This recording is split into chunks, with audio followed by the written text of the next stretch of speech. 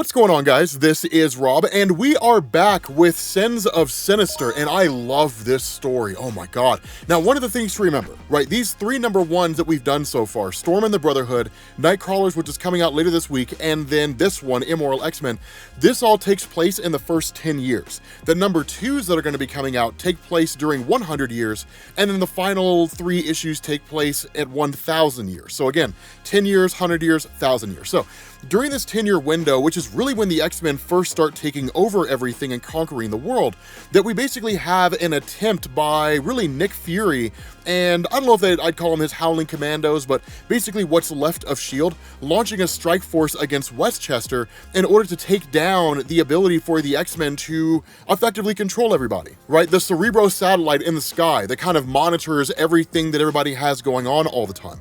Now, one of the crazy things about this is that as Nick Fury and them begin to launch their mission and they jump out of this window, their brains shut down and they smash into the ground and die, only for us to find out Xavier had basically screwed with their heads. This is nuts, man. It's one hell of a way to open a comic book, to be honest with you guys. I love it. Like, I absolutely love the way this was done.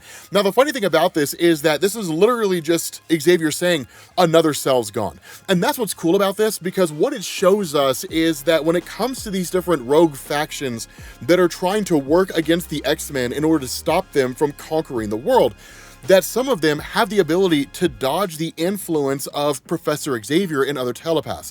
Now, that's not unheard of. Anybody who's been reading X-Men for any real measure of time knows, and honestly, I would say using tech to overcome the power of telepaths, that didn't really become a big thing until the 90s. You saw people doing it during the run of Chris Claremont back during the 70s and the 80s, but in truth, the 90s is when like everything in Marvel was like super high octane, fast paced, and like all kinds of high tech stuff. And so during this time, it was not uncommon to see people overcome the power of telepaths using technology. Psi scans is what they would, or at least psi shields is what they would call them. But the cool thing about this is that Xavier, having done this, he actually kind of starts to cry. Because even though what they're doing is quote unquote in the eyes of the X-Men bringing about a kind of peace to the world that otherwise wouldn't exist, it still brings them a lot of anguish to know that they're simply just wiping people out. And his stance is really more like, why can't they just succumb to our dream? Now, it's kind of a funny thing because depending on where you stand morally, you can kind of take one side or the other, right? Like, Xavier tried to do the dance. He tried to do the whole thing where it's like, let's work together, guys, and humanity didn't want to do it. So the response of Xavier is, well, if you don't want to do it willingly, then we will make you, right? We will make you accept our existence. Now, the undercurrent here, and it's one of the things to keep in mind, Sinister isn't really controlling all of them, but they are operating more based on what Sinister would do as opposed to anything else. And we'll talk a little bit more about that, is because that'll be a main focal point as we get through this. But unlike Xavier, who still maintains his humanity, Emma Frost doesn't care. And that's one of the things. Emma Frost has always been cold-blooded. And this comic is actually just going to lay Emma Frost bare. Not literally, but you are going to see like Emma Frost for who she is and really just how cunning and dark she can be. And so it's really kind of a funny thing, because what ends up happening here is you have a Quiet Council, or at least the Quiet Council, that's brought together by Emma Frost. And one of the things they initially do is they kind of ask the question of Hope Summers, why do you have a cybernetic arm? Now, the reason why Hope Summers does this is because it's paying tribute to Cable. Remember, Cable's not dead, but he defected from the X-Men and he joined Storm's Brotherhood and is kind of doing his thing at this point in time, working against the attempt of Sinister to conquer everything. Now, the reason why this matters, and we covered it, but truth to tell, we might go back and rework all that mid-2000s X-Men stuff after Decimation. But one of the things that happened here is that after Decimation, when all the mutants lost their, or really like 98% of the mutant population lost their powers due to the action of Scarlet Witch, Hope Summers was the first mutant born after that happened. Now, it did turn into a kind of cat and mouse game where the mutant bishop was trying to kill Hope, Cable was trying to keep her safe. So literally, Cable was just taking Hope through time. They were jumping around the time stream and Bishop was chasing after them. But the important thing is that Hope is viewed as the Messiah. But the fact that she was raised by Cable, in a lot of ways, she sees Cable as her father. This is even doubly important because of the fact that her parents were killed when she was a baby. So she never actually knew her parents parents. Cable's the only father figure she's ever known. So that's why you have such a strong father-daughter bond between the two of them.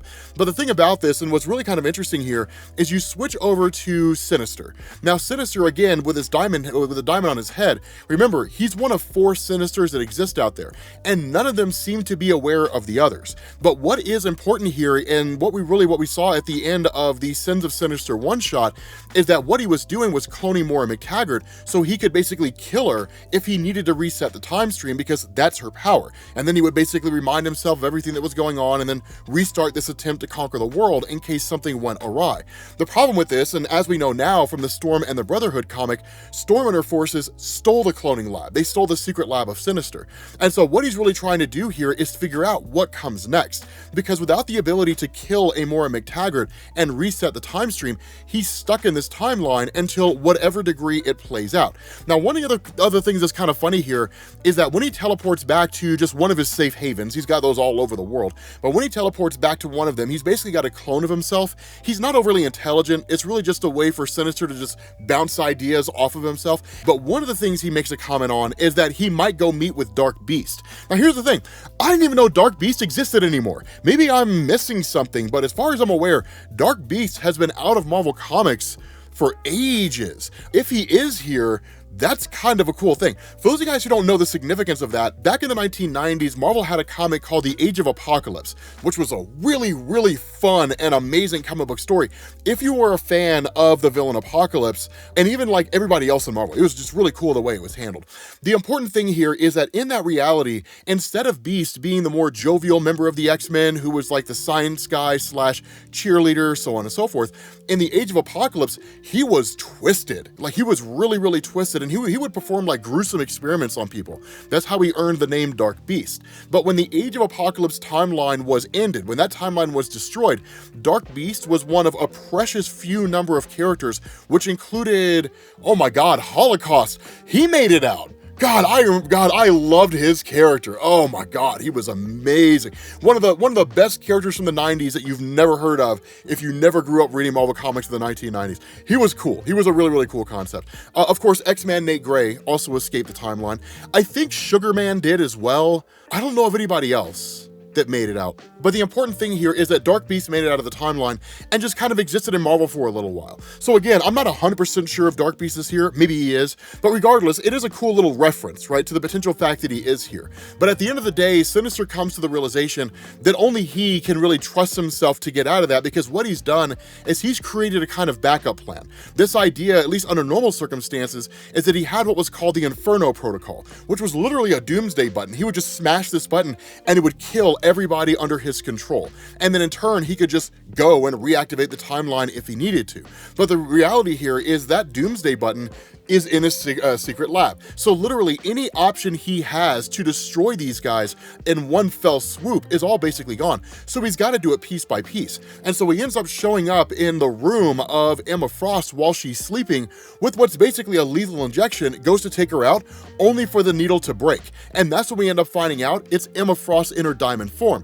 More so than that, the reason why the needle broke on her skin is because she looked like she was in her normal form, but she wasn't. And what's actually been happening here is she's been holding Jason Wingard prisoner in her own room in order to basically trick anybody who comes in there into believing that she's just in her normal form. She literally keeps him hopped up on amphetamines all the time. The guy stays awake all the time, or really just kind of sleeps during the day, but like stays up all night long in order to ensure that she's protected, lest he fail to do his job and then pays the price, which would likely be psychic torture and then probably not being able to spend the night with Emma Frost anymore. So the thing about this, and what's really crazy here is that Emma Frost, realizing what's going on, ultimately ends up attacking Sinister, or at least traveling back to capture Sinister once Sinister teleports away. Now, what's funny about this is that in response, not only has Sinister been combining the powers of different mutants into Chimera, he's also been combining them into weapons. So he literally has this gun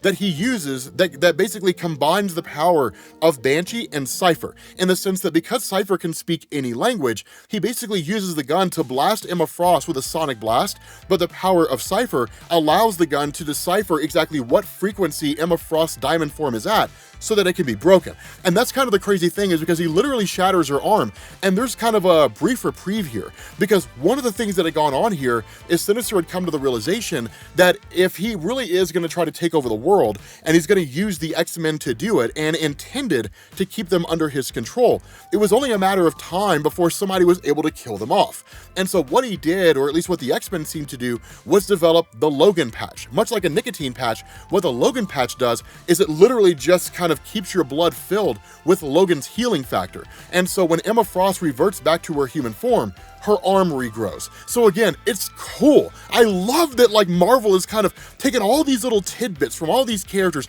and just combining them into just this incredibly amazing story. And so literally when Emma Frost heals herself, it's only a matter of time before she destroys Sinister. So Sinister pulls out yet another ace in the hole and unleashes these Cyclops Chimera. Basically these different people out here who are effectively Sinister's rebranded version of the Nasty Boys. They were a team that Sinister had back in the day. They really gained their prominence during X-Men the Animated Series, is when like they became the most popular. But they were kind of like Sinister's second version of the Marauders, more or less. But the Nasty Boys were kind of like his own henchmen. But what he's done here is he's taken the optic blast of Cyclops and combine them into other people. For example, Groot seemingly has the ability to shoot optic blasts out of his eyes and other parts of his body, which I'm not gonna lie, it's kinda dope, like, to be honest with you guys. Like, that's pretty awesome. But literally, it's nuts, because somebody like Ruckus, for example, his eyes have been turned into an optic blast, or the ability to shoot optic blasts, but because the power of Ruckus was to emit a concussive scream from his mouth, that what would happen is an optic blast was attached to his mouth, which seemingly amplifies the power of the optic blast. So again, it's cool the way this was done. And it's really like Emma Frost, as she starts to manipulate these guys, is she's like, I know Cyclops inside and out. And in fact, I was in love with Cyclops for the longest time. And what she says is like, there's no version of Cyclops that exists out there that I cannot manipulate, that I cannot somehow trick into fighting himself in some capacity. So literally using her telepathy, she gets into the mind of the Nasty Boys, and they all start attacking each other. And then she has like this amazing speech, right? She says, power is not what you are, power is what you do. True queens are self-made, not appointed. And whether those who bestow the titles are gods, scientists, or monarchs, Emma Frost kneels to no one, and everyone kneels to me. I am the divine Emma Frost, and you've never been higher than dying red-faced before me. It's pretty awesome, because here's the thing. Emma Frost is one of these characters where like she exists in Marvel and she does some stuff sometimes, but she's never quite gotten her due the way that she deserves. And I'm still waiting for a story that Marvel does where Emma Frost is elevated to this massive prominence, because let's be honest with ourselves, during Civil War, they established that Emma Frost is more powerful than Professor Xavier. So it's only a matter of time before Marvel could write a story and it would legitimately be believable where Emma Frost either conquers the world or kills the Marvel Universe or something like that, because she's an Omega level telepath. Woe betide the poor soul that crosses Emma Frost with nefarious intent, right?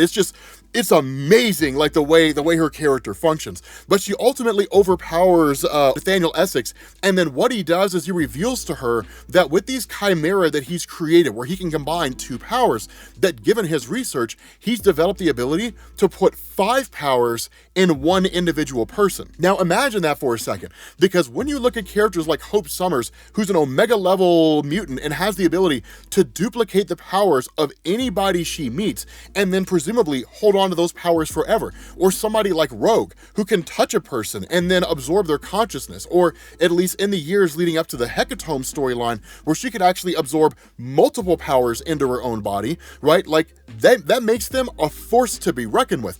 And that's what Sinister's talking about creating here. The most powerful mutants to ever exist in the history of the Marvel Universe.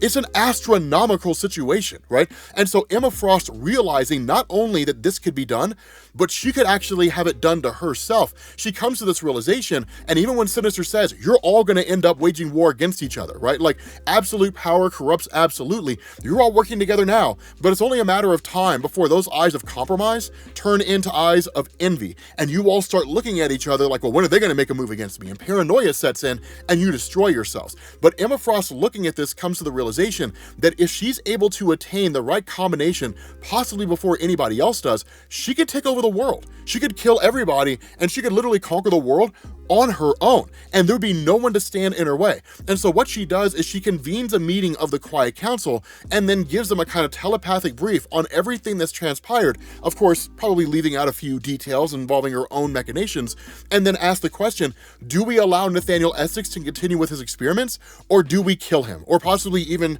submit him down to the great chasm, right, to the abyss? And the result of the Quiet Council, the verdict is, we let him continue. So they welcome him back into their ranks, but Sinister's on a short leash, and while Emma Frost doesn't say it in so many words, the reality is that Nathaniel Essex's days are numbered, right? Like, once he finishes this, unless he's able to present an even better scenario, unless he's able to basically provide himself or prove himself as a person that has any kind of contribution that matters to the Quiet Council, if he can't do that, they're going to take him out, right? And as we know from Sins of Sinister, the one-shot, they ultimately do. So it's a really, really cool situation. But with that being said, guys, we're going to bring this video to an end. Let me know what you guys think about Sins of Sinister, man, because I am loving this story. And I will catch you all later. Peace.